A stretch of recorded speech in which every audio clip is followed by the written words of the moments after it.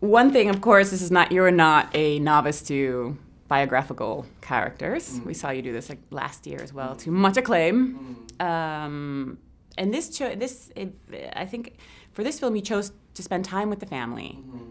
Was this more time with them is more pressure, more responsibility, or was it really informative? Very informative, and I couldn't get enough. And they're just so pleasant to be around, the whole Cavendish family and friend group. They're just really lovely to be around. So it was a selfish desire on my part, not just for research purposes, but for life purposes. They're just very, very lovely.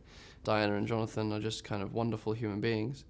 And I think through them you understand who Robin is in a way. Obviously Robin not being with us anymore is hugely disappointing for me, because I would love to have at least spent a night with him, because he seemed like just a remarkable person. But I did have lots of first-hand accounts of how remarkable he was and how ordinary he was as well, how just a regular human being but with extraordinary abilities, and an extraordinary soul. I think that kind of, it's an interesting thing. I think it represents all of our extraordinariness in a way. And my husband and I watched it together, and we stayed up talking for a long time. Oh, okay, wonderful. So, and one of the comments that we, of course, kept saying was like, we just kept coming back to, what resilience. I mean, what an extraordinary ability to be positive and to move past something so enormous. And it gives you hope, doesn't it? For me anyway, when I read the script and I was playing the part and I watched the film, it always gives me hope for myself. If they could do what they did, then I can overcome things in my life as well. And I think the things that seem insurmountable, like what the fate of Robin must have felt totally insurmountable for a period of years.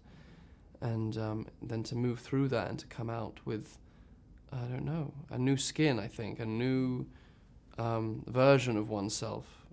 He really had to allow his old self to die, I think, the embodied self, the fully realized body, the lungs that are doing what they're naturally supposed to do. To let that version of himself die meant that he could be, I think, reborn in a new form, in a much more spirit-based form, I think.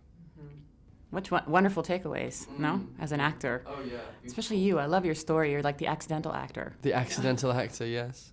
Yes, well, interesting. I just think I didn't realize for a long time that I was supposed to do this for however long I'm supposed to do it. But I think ultimately it was always meant to be. But I had to go and get lost during my early. It's all right. Look at you now. Well, I mean, you've actually found your stride, I think. Well, no, I think it's important, isn't it? I think once you get lost, that's the only time you can actually get found. I think that is the truth. I believe you. I think we've all kind of been down that road. Yeah, hopefully. At least at my age. Anyway, Oh, yeah. so not in my early 20s. So the movie does look at two issues that of course is the case of the severely handicapped and how Robin helps to progress this cause. It also looks at the issue of assisted suicide, assisted death, which here in Switzerland is not something that's talked about. It's still a little bit taboo. People don't really talk, but it's very present. I mean, we have an organization, Exit. I don't know if you know about it, but it's dedicated to helping these sorts of causes.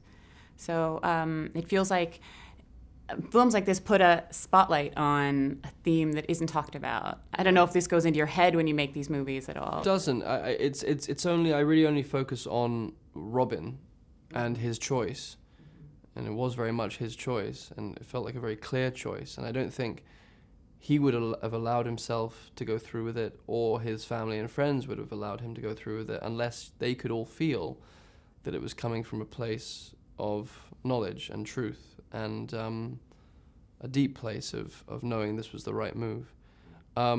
It's interesting that we don't talk about death, because we're all going to die. That's a very strange thing, that we have exiled that topic as a terrifying thing that we just don't want to look at. I think because of that, it's one of the reasons why there's such a lack of meaning in Western culture right now. There's such a lack of depth and of presence here for a true presence, authentic presence. because of this avoidance of the awareness that it's finite, our time here. All right. I would love to talk about that more, Yeah, to be totally honest, but I'm going to move on really quick. I got one more question for you because I'm running out of time, which is more of a show business question. You know, Right. now it's hard to talk about show business without talking about Amazon and Hulu and Netflix. How does this inform your choices as an actor, as a producer, as an artist? I'm not, my dad was the businessman. My dad was the person that, and is the person that loves all that kind of stuff. And it's rendered me slightly allergic. I'm lucky in the sense that I so far in my life have gotten to be the clown, the fool, the artist, the one that is able to spend an hour looking at a tree and wondering about the tree. I'm very lucky that I get to do that. It's not that I'm not interested in the other stuff. I'm fascinated by, and I'm appreciative of what Amazon and Hulu and Netflix and all those people are doing. It's broadening the landscape in a way that it feels really good because they're actually creating content that is very deep. Like I watched The Handmaid's Tale recently. I watch lots of television on those platforms. So I'm very, very excited about it actually.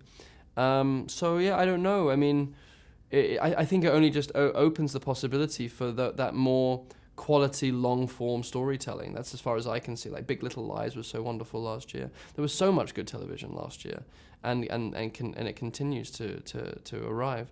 So I'm only excited because I like proper storytelling, and that I have lots of ideas for stories that I don't think would fit into a 2-hour film.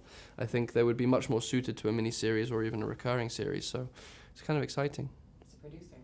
Yeah, sure. Awesome. Mm. Thank you. Wonderful.